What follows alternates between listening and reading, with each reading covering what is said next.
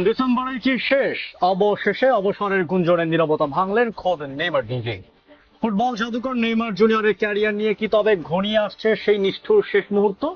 সান্তোসের সঙ্গে চুক্তির মেয়াদ ফুরিয়ে আসার ঠিক প্রাককালে কোটি কোটি ফুটবল প্রেমীর মনে একটাই প্রশ্ন, ডিসেম্বর মাসেই কি চিরতরে সবুজ গালিচাকে বিদায় জানাবেন ব্রাজিলের এই রাজপুত্র? অবশেষে অবসরের সমস্ত জল্পনা কল্পনা ও গুঞ্জনের মুখে পিনপতন নীরবতা ভেঙে নিজেই মুখ খুললেন খোদ নেইমার জুনিয়র। তার মুখে ঠিক কি শোনা গেল? নেপথ্যের সব চাঞ্চল্যকর তথ্য জানতে ভিডিওটি এখনই শেষ পর্যন্ত দেখুন।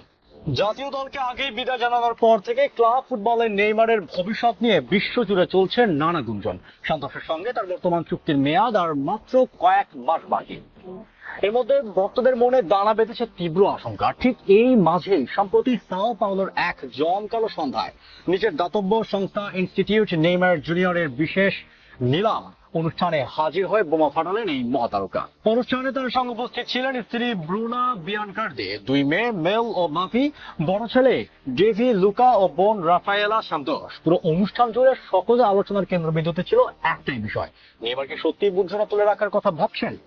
অনুষ্ঠান চলাকালে অফিসিয়াল ইউটিউব চ্যানেলে দেওয়া এক বিশেষ সাক্ষাৎকারে নিজের ফুটবল ক্যারিয়ারের পরবর্তী অধ্যায় নিয়ে পুরোপুরি খোলামেলা কথা বলছেন 33 বছর বয়সী এই ব্রাজিলিয়ান ফরওয়ার্ড। অবসরের গুঞ্জনকে সরাসরি উড়িয়ে না দিলেও নেইমার পরিষ্কার জানিয়ে দিয়েছেন যে তিনি এখনই তাড়াহুড়ো করে কোনো চূড়ান্ত সিদ্ধান্তে পৌঁছাতে চান না।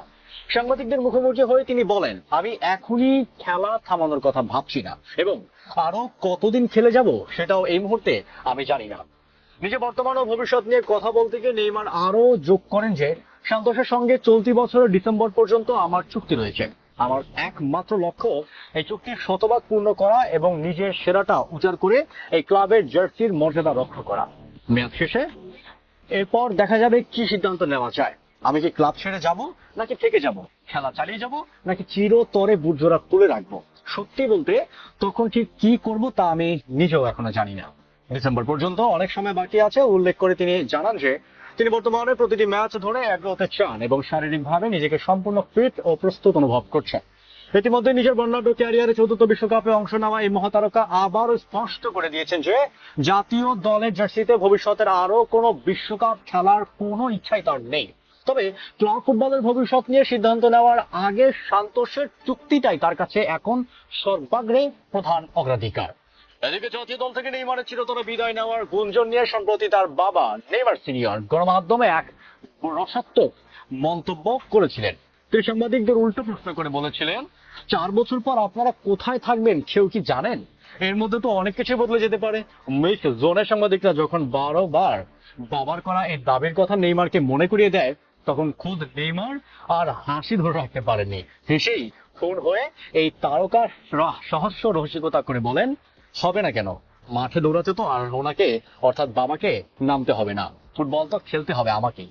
ডিসেম্বর মাসের পর নেইমারের ফুটবল ক্যারিয়ারে কোন বাঁক নেবে তার উত্তর লুকিয়ে আছে কেবল সময়ের হাতেই। বন্ধুরা, ডিসেম্বরের পর সান্তোসের সঙ্গে চুক্তি শেষ হলে নেইমারের কি ইউরোর বা অন্য কোনো লিগে ফিরে যাওয়া উচিত নাকি বুটজোড়া তুলে রাখা উচিত?